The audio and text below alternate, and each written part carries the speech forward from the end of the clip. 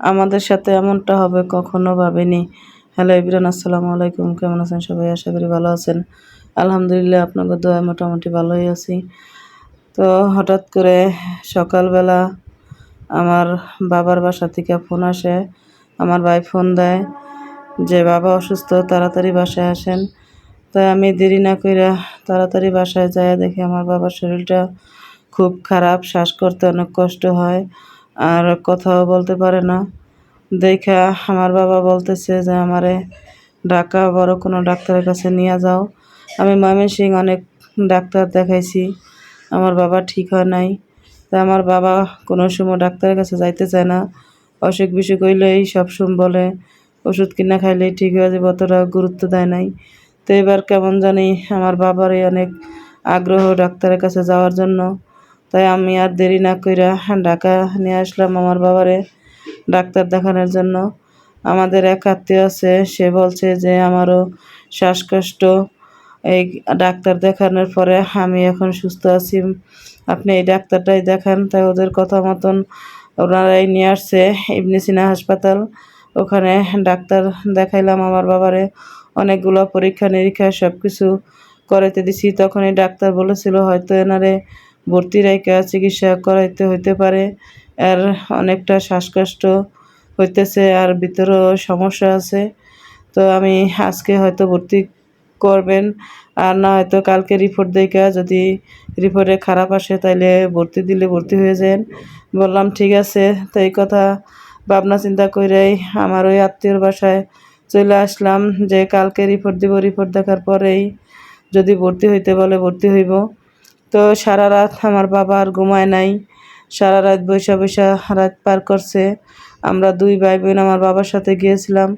তো একদিকে আমার ভাই ছিল, একদিকে আমি ছিলাম। অনেকটা চেষ্টা করছিলাম আমার বাবারে ঘুম পাড়ানোর জন্য, কোনো কিছুতেই ঘুম আসে না। আর ঘুম আসে না, আর শুইলেই শ্বাসকষ্ট বাইরে যায়, অনেকটা কষ্ট হয়।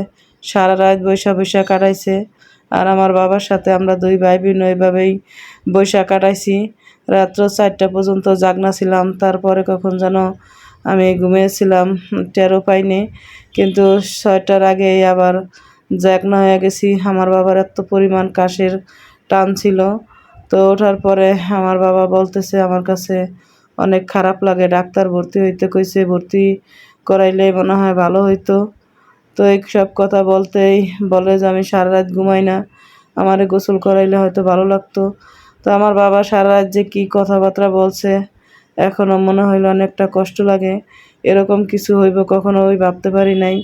তো হঠাৎ করে আমার বাবা অনেক কিছু বলল, তার কষ্টের কথা, তার শরীরের অবস্থা, অনেক কিছু বলার পরে তো বুকের মধ্যে 3টা থাপ্পড় মাইরে আমার বাবা বিছনার মধ্যে শুয়ে পড়ছে।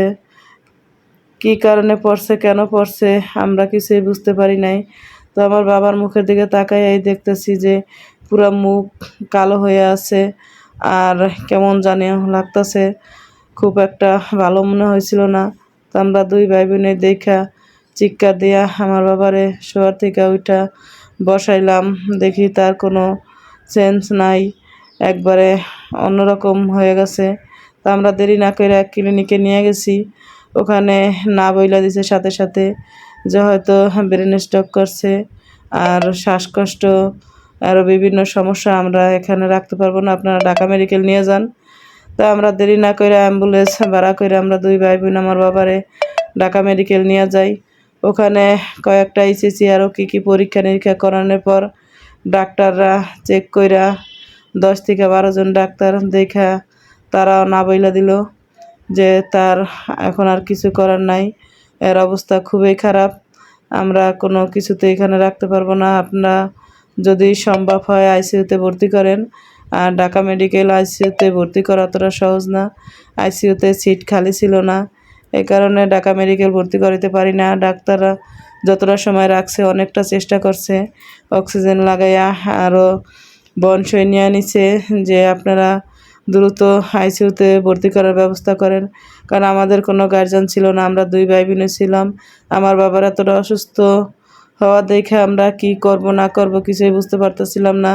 যত আত্মীয় স্বজন আছে ফোন দিতেছি আর আমার বাবার চোখের দিকে তাকায় আছি কখন যেন আমার বাবার কি হয়ে যায়, কারণ ডাক্তাররা 1% গ্যারান্টি দেয় নাই। আর যত আত্মীয় স্বজন, তখন প্রায় 4টা থেকে 5টা বাজা যায়, সকাল 10টার ঘটনা।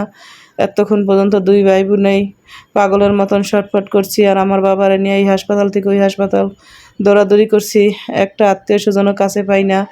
যাই হোক, সন্ধ্যার দিকে সব আত্মীয় স্বজন আসার পরে আইসিইউতে ভর্তি করার জন্য অনেকটা চেষ্টা করতেছি। কেউ আর আমাদের আশ্বাস দেয় নাই, সাহস দেয় নাই যে কিছু হইব না, আইসিইউতে ভর্তি করলে ঠিক হইব। যেরকম ডাক্তাররাও সাহস দেয় নাই, আশ্বাস দেয় নাই, আর ওইরকম আমার আত্মীয় স্বজন কেউ একজনও সাহস দেয় নাই যে কিছু হইব না, তোমরা ভাঙ্গা পড়ো না। সবাই বলে কারো বাবা মা চিরজীবন বেঁচে থাকে না, কান্নাকাটি কইরা কি হইব।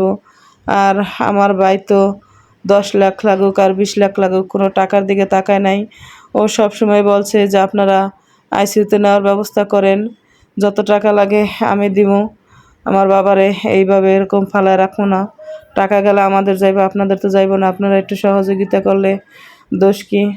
তাই আমাদের অবহেলা করি নাই। আল্লাহ হায়াতের মালিক, আল্লাহ হায়াত দিচ্ছে আমার বাবারে, এই কারণে আর আমাদের চেষ্টায় আমার বাবারে আমরা আবার সুস্থ হতে দেখেছি। আপনাদের সবার দোয়া ও ভালোবাসায় সবাই দোয়া করবেন আমার বাবায় আরও দীর্ঘদিন নেক হায়াতের সাথে বেঁচে দীর্ঘ 10 থেকে 11 দিন পরে আজকে আমার বাবারে বাসায় নিয়ে যাইতেছি। আলহামদুলিল্লাহ, আমার বাবা মোটামুটি অনেকটাই সুস্থ আছে। সবাই দোয়া করবেন আমার বাবার জন্য, যেন আমার বাবা সুস্থ জীবনযাপন করতে পারে বাকিটা দিন। আর আমার বাবা এখন অনেকটা ভালো আছে। আমার বাবারে বাসায় নিয়ে আসছি, সবার দোয়া ও ভালোবাসায় আমার বাবা সুস্থ হয়েছে। আর সবার দোয়ার ভালোবাসায় আমার বাবা আরও যেন বেশি নেক হায়াত পায়, আমরা যেন এতিম না হয়ে যাই।